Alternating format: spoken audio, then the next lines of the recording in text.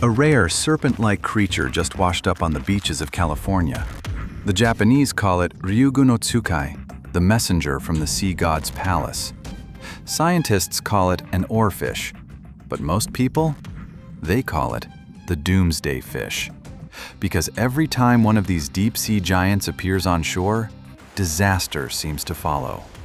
Earthquakes, tsunamis. In the next few minutes, you'll discover why seismologists are more concerned right now than they've been in years, reveal the bizarre connection between deep-sea fish and tectonic activity, explore the earthquake sequence that's closing in on California, and explain why the next few months could determine whether the Bay Area faces its long-overdue reckoning with the San Andreas Fault. Let's start with the creature itself, because it's genuinely one of the strangest animals on Earth. Oarfish are the longest bony fish in the world, reaching lengths up to 36 feet. They live in the mesopelagic zone, that twilight realm between 650 and 3,300 feet below the surface, where sunlight fades to nothing and pressure becomes crushing. These fish are so rarely seen alive that for centuries, sailors thought they were sea serpents. Their bodies are ribbon-flat, silver with crimson fins running the full length of their backs like a mohawk. They swim vertically through the water column, undulating like living curtains. And because they normally stay in the deep ocean, seeing one at the surface, let alone washed up on a beach, is extraordinarily rare. But here's where it gets interesting. In Japanese folklore, oarfish appearances have been linked to earthquakes for generations. The most famous case? Before the devastating 2011 Tohoku earthquake and tsunami that killed over 15,000 people, dozens of oarfish washed ashore along Japan's coast. Coincidence? Maybe, but it kept happening. Scientists have proposed a hypothesis. Oarfish might be sensitive to changes in the Earth's electromagnetic field, or to subtle shifts in seabed geology that occur before major earthquakes. These fish live right on the boundary between continental shelves and the deep ocean, exactly where tectonic stress accumulates. If there are electromagnetic pulses or pressure changes radiating through the rock before a quake, creatures living at those depths might detect them long before surface-dwelling humans notice anything unusual. Is it proven? No. But the correlation is disturbing enough that when an oarfish appeared off Monterey, California in December 2024, seismologists paid attention. Now, here's what makes this sighting even more unsettling. The fish was in pristine condition, suggesting recent death, with unusual stress markers consistent with rapid environmental changes in its habitat. And this wasn't the first. Multiple oarfish sightings along the Pacific coast over the past 18 months far exceed historical averages, possibly linked to changing ocean temperatures or increased ring of fire seismic activity. Now here's where the real concern begins, and it has nothing to do with folklore. California is currently sandwiched between two recent major earthquakes, and the pattern is ominous. To the north, a magnitude 7.0 earthquake struck near the Yukon-Alaska border in December 2024. That's a massive quake, and it triggered hundreds of aftershocks, a sign of tremendous stress release across that section of the Pacific Plate. To the south, just days later, a magnitude 6.5 earthquake hit near Acapulco, Mexico. That quake was felt across multiple states and caused significant damage. California sits directly between these two events, and historically, earthquakes often follow a progression pattern. They fill in the gaps along fault systems. Think of it like dominoes.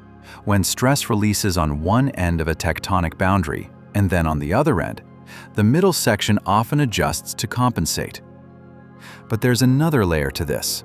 The Acapulco earthquake had what's called an antipodal counterpart, a corresponding quake on the exact opposite side of the planet. a magnitude 5.7 earthquake struck the mid-Indian Ridge, a spreading center where the Australian and Antarctic plates are pulling apart. That might sound like a coincidence, but in seismology, antipodal earthquakes are a recognized phenomenon. When massive stress releases on one side of Earth, it can trigger adjustments on the opposite side through internal pressure waves traveling through the planet's mantle. And here's the kicker. Just recently, there was another antipodal earthquake, this time corresponding to the San Francisco Bay Area. A magnitude 5.7 struck near the African-Antarctic plate boundary. Same mechanics, a subduction zone on one side, a spreading ridge on the other, stress equalizing across the globe. And Northern California is right in the crosshairs. To understand just how unusual this pattern is, consider this. Having 3 magnitude 6.5 plus earthquakes in such geographic proximity within a few weeks is statistically rare. The Pacific Ring of Fire is always active, yes, but this kind of clustering, with clear progression patterns and antipodal connections, represents an elevated risk profile. The USGS tracks these patterns using the epidemic-type aftershock sequence model. Major earthquakes don't just release stress locally, they redistribute it along connected fault systems, potentially triggering additional quakes days or weeks later. Right now, stress redistribution from Alaska and Mexico points directly at California. But to understand why this is genuinely alarming, you need to know what the San Andreas Fault is capable of. And trust me, it's far worse than most people realize. We'll come back to that nightmare scenario in just a moment.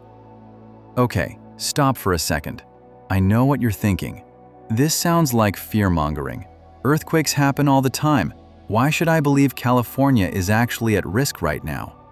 Fair question, and here's the honest answer. Earthquakes are inherently unpredictable. No seismologist will tell you they can pinpoint when or where the next big one will strike. But what we can do is identify when multiple risk factors align, and right now, they're aligning in a way that hasn't happened in decades. So let me show you exactly why Northern California, and especially the San Francisco Bay Area, might be facing the most dangerous seismic window in a generation. The San Andreas Fault is a transform boundary where the Pacific Plate and the North American Plate grind past each other at roughly 2 inches per year. That might not sound like much, but over decades and centuries, that slow grinding builds up enormous strain. Eventually, the friction can't hold and the plates suddenly lurch, releasing all that pent-up energy in seconds. The northern section of the fault, running through the San Francisco Bay Area, last ruptured in 1906. That magnitude 7.9 earthquake destroyed most of San Francisco, killed over 3,000 people, and remains one of the deadliest natural disasters in U.S. history.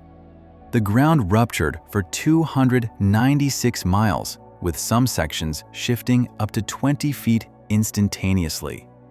That was 119 years ago, and here's the problem. The average recurrence interval for major earthquakes on the northern San Andreas is estimated at 150 to 200 years. We're well within the window. Stress has been building for over a century, and geologists know that the fault is overdue for a major release. But it gets worse.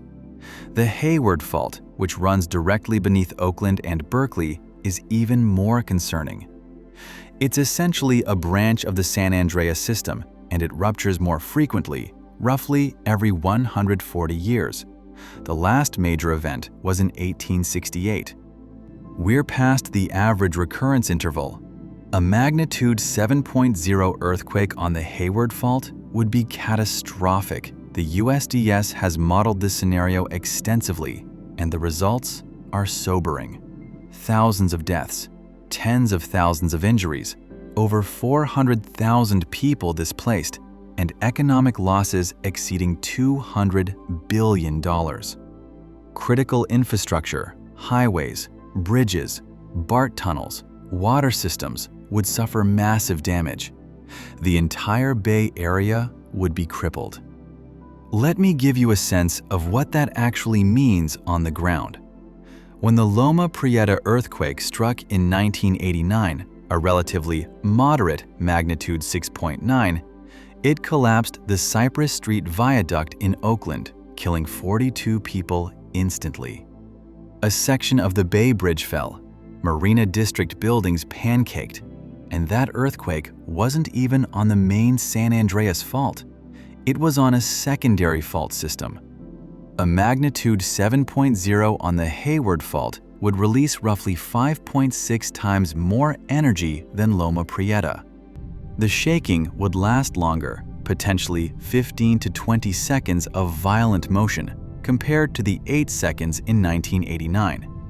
And because the Hayward Fault runs directly beneath densely populated areas, the damage would be concentrated exactly where the most people live and work. Transportation would collapse. The BART tunnel carrying 400,000 daily commuters could flood. Major highway interchanges would become impassable. Hospitals sitting on fault lines might fail just when they're needed most. So let's bring it all together. What makes this moment particularly concerning isn't any single factor. It's the convergence of multiple indicators. First, the oarfish. Yes, it's circumstantial. Yes, the mechanism isn't fully understood. But the correlation between deep-sea fish strandings and subsequent earthquakes is documented often enough to warrant attention. Second, the earthquake progression. California is caught between two recent major quakes to the north and south, and the antipodal earthquake patterns suggest global tectonic stress is equalizing in ways that historically precede additional large events. Third, the time factor. Both the San Andreas and Hayward faults are statistically overdue for major ruptures. The longer stress builds without release, the larger the eventual earthquake is likely to be. Fourth, modern infrastructure vulnerability. The Bay Area's population has exploded since 1906. Millions of people now live directly on or near major fault lines. Highways, tech campuses, residential towers, none of it was built to withstand a magnitude 7+ earthquake. Even with modern building codes, the concentration of people and critical systems means any major quake will be exponentially more destructive than historical events. Fifth, cascading failures. A major earthquake in the Bay Area wouldn't just damage buildings, it would rupture water mains, severing access to firefighting water, the exact scenario that made the 1906 disaster so deadly. It could trigger landslides in the coastal hills, dam failures in reservoirs, and liquefaction in areas built on landfill. The entire regional system could collapse in a domino effect. Does this mean an earthquake will definitely happen in the next few months? No. But it does mean that the factors aligning right now represent a higher than normal risk window, and people in Northern California should be prepared. There's one more factor worth mentioning: seasonal timing. Historically, large earthquakes in California have shown a slight statistical clustering in late winter and early spring. The hypothesis is that seasonal groundwater changes, aquifers filling with rainwater, adding weight and pressure to fault zones, might act as a final trigger when stress is already at critical levels. California just experienced one of the wettest winters on record. The aquifers are full. The ground is saturated. If stress on the faults is already near the breaking point, that additional loading could be the final push. This doesn't guarantee an earthquake, but when overdue faults, elevated regional seismic activity, antipodal stress, unusual creature behavior, and seasonal factors converge, the probability window shifts. It's like watching storm clouds gather. You can't predict lightning, but you know conditions are right. So here's what you just learned.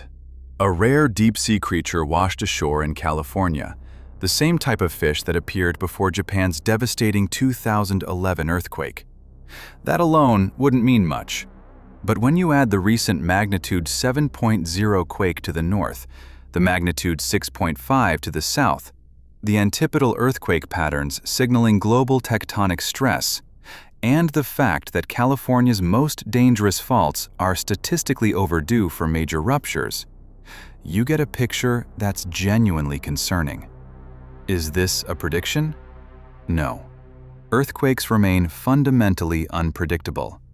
But it is a warning based on the convergence of multiple risk factors that seismologists monitor closely. Imagine waking up one morning to your phone's emergency alert blaring. The ground begins to roll, not shake, but roll, like ocean waves passing beneath your feet. Skyscrapers sway, highways buckle, overpasses collapse, water mains rupture, leaving entire cities without firefighting capability as gas lines ignite and flames spread through densely packed neighborhoods. BART tunnels flood. Bridges connecting the Bay Area fracture and fall. Hospitals overflow with casualties, while first responders struggle to navigate impassable roads. That's not science fiction. That's the USGS's official scenario for a magnitude 7.0 earthquake on the Hayward Fault.